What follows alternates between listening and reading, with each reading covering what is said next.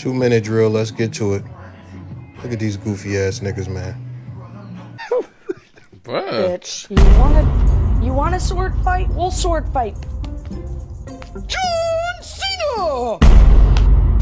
I've put a lot of thought and a lot of tears and sweat into making this Damn. a possibility. That shit's fire. And What are we doing? Where are we going? Penis. Nah, come on. Penis. yeah. Penis, bitch. Type shit. You've inspired and pushed me to be a better man every day. And now I wouldn't even... Hell nah, bro. I couldn't take this shit serious. I ain't gonna lie to you. Your Tourette's is a small part of your story. Will you marry me? Nah. What? Penis, bitch. Alright, dog. Hell nah. Wedding off, bro. I'm over it. Nope.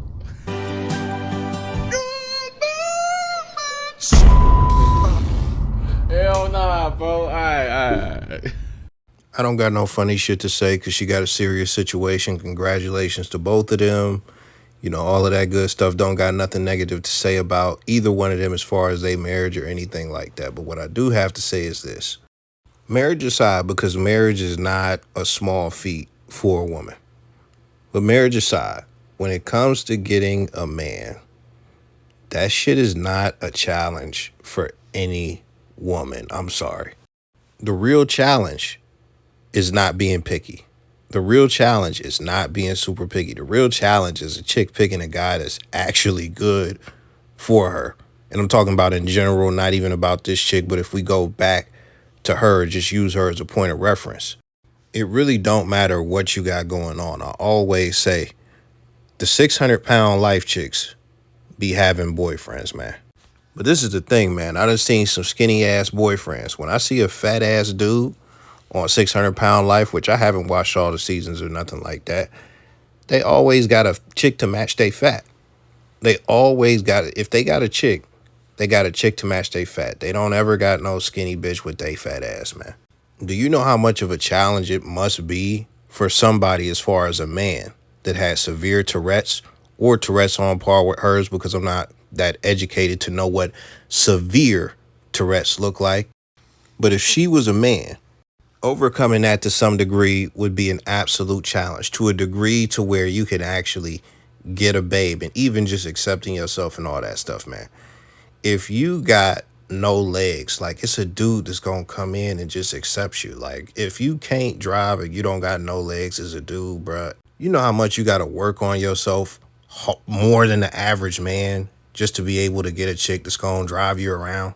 What I'm saying is not news to any man, but this shit is just funny to me. Anytime some equality, oh, men got it easy, why don't men approach no more type shit come up. Because women don't, they have no idea. They have no clue how easy they have it and how hard men actually have it. Chicks be like, oh, if I was a man, I would get all the bitches. I just seen a video, like, shut the fuck up. Like, y'all. I tell chicks all the time, man, if you was a man, you wouldn't get no bitches. If we just made you a man, what time frame do you think it would take for you to have sex? Like, they be thinking because they done did a lot of fucking and they get fucked, that they would just be the supermax that they fuck with. You wouldn't be the supermax. You wouldn't be the supermax because the supermax has cultivated what it took to be a supermax over the course of time. But anyways, we're going to get to the other videos. I bought the fresh stick, just as you told me. You're absolutely right. It's neat and quick, and it goes on dry. It did make me feel cool and sweet, just as you said. I did everything you said, but my boss still hasn't asked me to lunch. In matters of vaginal odor, an unpleasant aroma down there could cast a shadow on the grandest of romances. Shouldn't you prioritize those little steps to ensure pure, delicate allure? When you think of it, that's quite a lot. Now, coochie technology has advanced far past using coochie chapstick, so that's crazy that they had a commercial for coochie chapstick. But listen, we have to analyze this very quickly. The implications that people were getting from this, I can't go back to 1950 and know what they were thinking when they made this shit. But there are two implications that people are thinking. It's one or the other. Either A, she's trying to win over her boss, or, this is the one that a lot of people thought, B, she is getting hit by her boss already and he won't take her to lunch. So not only is that funny, the other funny thing is, this is probably pre-HR. Like, this is probably before HR was invented. And it's very funny that it hit the TV and it's normalized for women to be trying to find men or have sex with men at the job, because this is early into women getting the rights to work and all of that shit. And I'm not mad at it, but you know, TV was way more strict. So this was way more acceptable to put on a TV back then. Like, this is super acceptable. So it leads me to believe that women were very, very concerned about finding a man at work, possibly even a husband in those times. Let me know what you think of this clip, what your interpretation of it is, and just what you think about it overall. Who do you think has it worse dating, women or men? I think men do. I don't even think it's close. Not only are you competing with yourself, like, oh, can I get this girl? You're competing with every other guy, not in the bar, but also online, DMing your girl. You could get flown out by this athlete tomorrow. This guy could hit her up. It is way harder for a guy to date than a girl. You could go up to any guy in the bar and you could make him your boyfriend. Easy. Yeah, but girls are always getting fucked over. Like, guys want this perfect girl, like, no followers. You're the one that's like, I this. want all my love to be like The Notebook in the movies.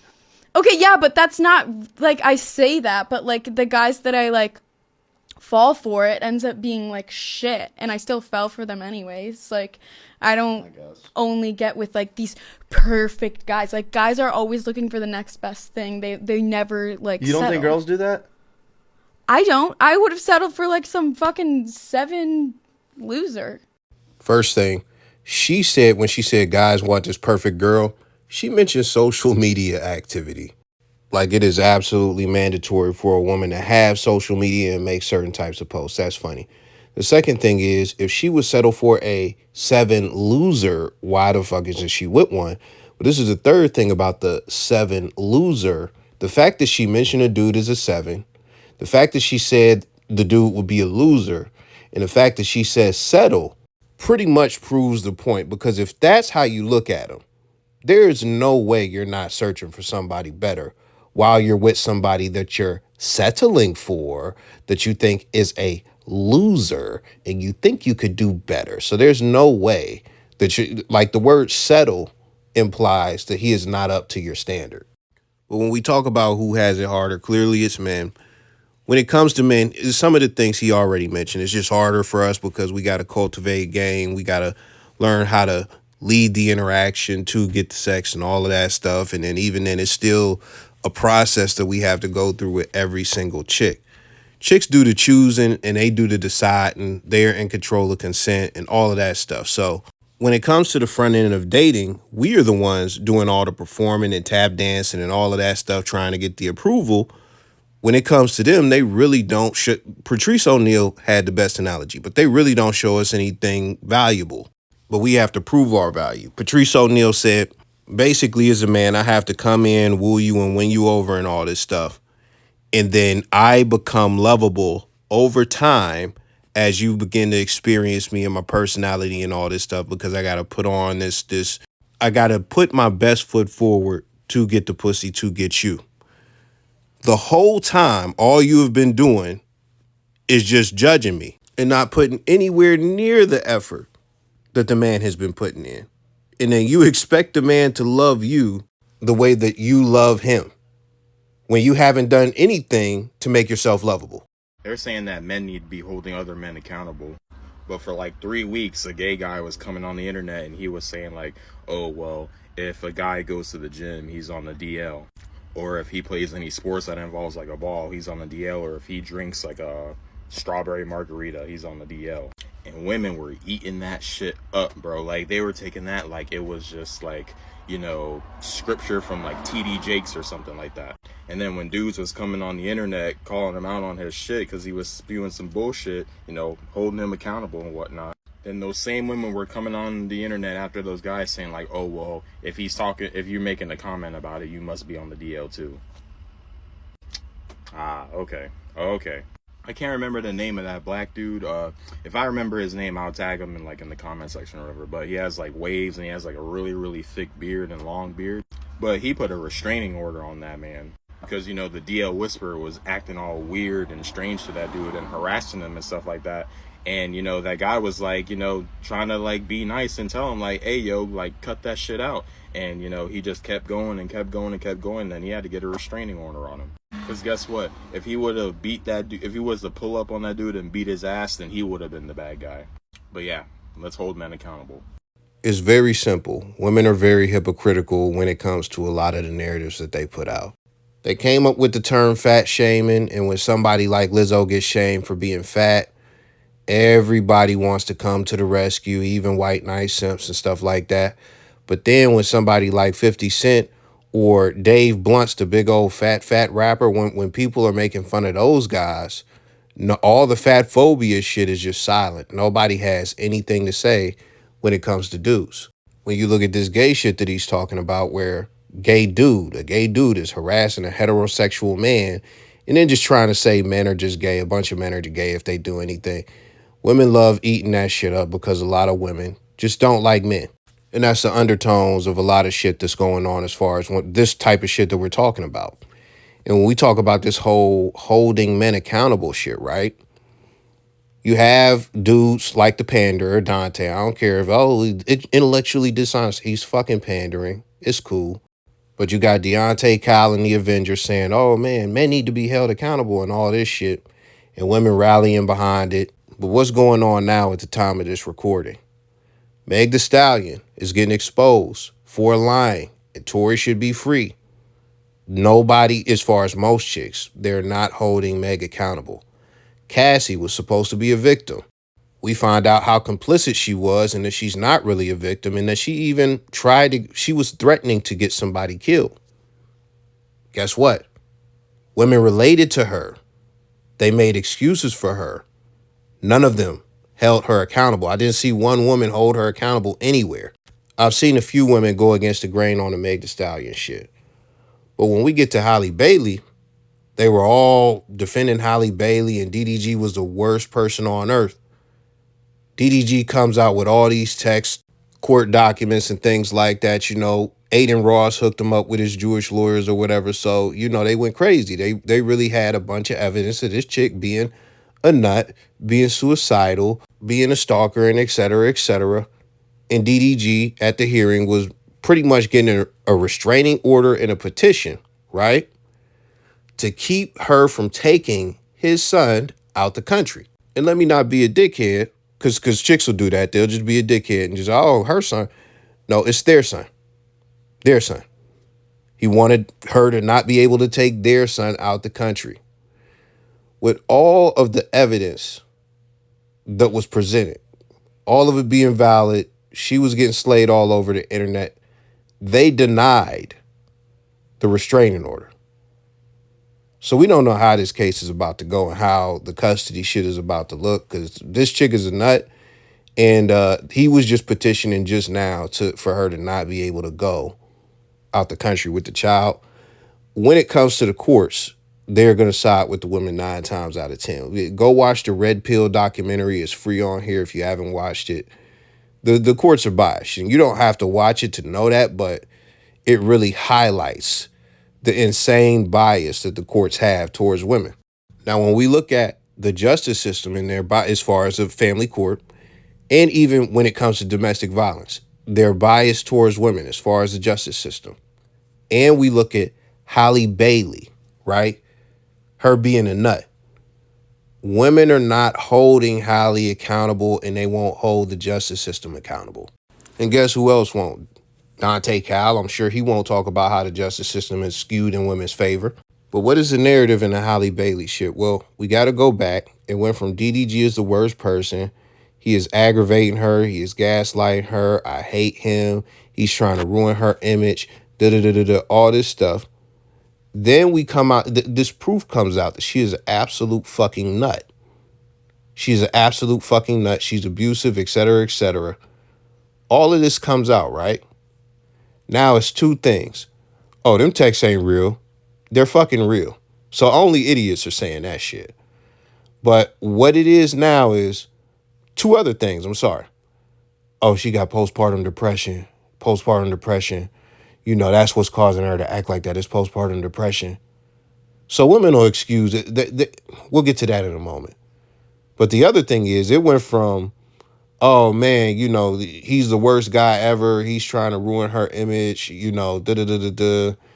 She shouldn't be letting him be with him, da-da-da-da, all this stuff. You know, it's good that she got control of the situation.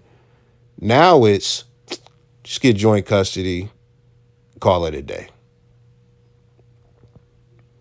I haven't seen one woman anywhere on the internet hold Halle Bailey accountable.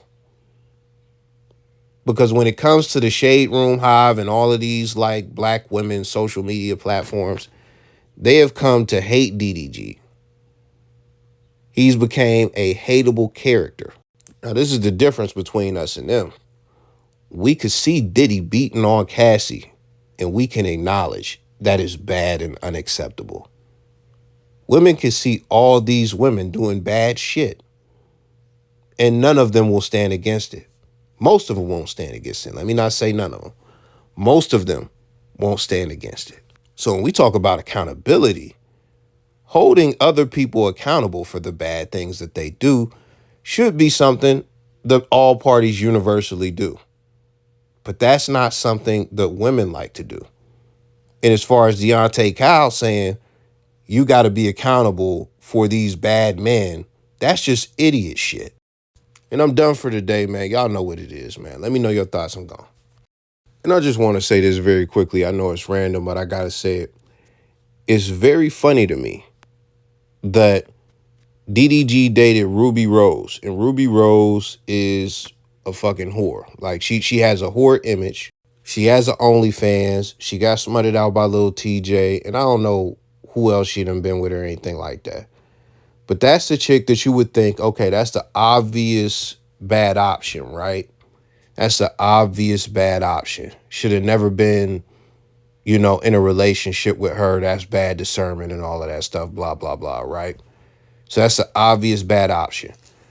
If you were to look at Halle Bailey on the surface, based on what we knew and what we seen publicly, you would think that she is a much better option than Ruby Rose, because she carries herself a certain way and the images of she is causing way more hell than Ruby Rose has ever caused anybody.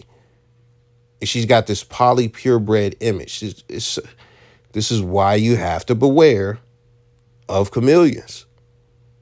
This is why you have to beware, bro. You got your best friend when trying to figure out who a woman is fucking time. It's time. Shout out to that Steve Harvey simping asshole. Man, no, if you want to marry you within the first 2 seconds of him seeing you, and the goofy ass niggas would be in Vegas and they see whoever and they talk to a chick and they, oh yeah, you know, I'm gonna marry that chick. Shout out to those goofy motherfuckers. Because if you put in 6 months to a year without being heavily committed or having a fucking kid, you'll know who she is. You'll see some signs before you get to that point. And obviously him cuffing Ruby Rose shows that he doesn't have discernment. It shows that he doesn't think that he has to vet chicks. It shows that he's just going off whatever the vibe is in the moment. And if the vibe feel good in the moment, he gonna move forward. And that's just what it was. He thought he had one. And I'm not sure when he found out that he didn't have one. But he was with her for over a year before he got her pregnant. So the points that I'm making here outside of the vetting stuff is everything is not what it seems. A lot of these chicks are putting on an act completely. And you guys got to be careful. I'll catch y'all though.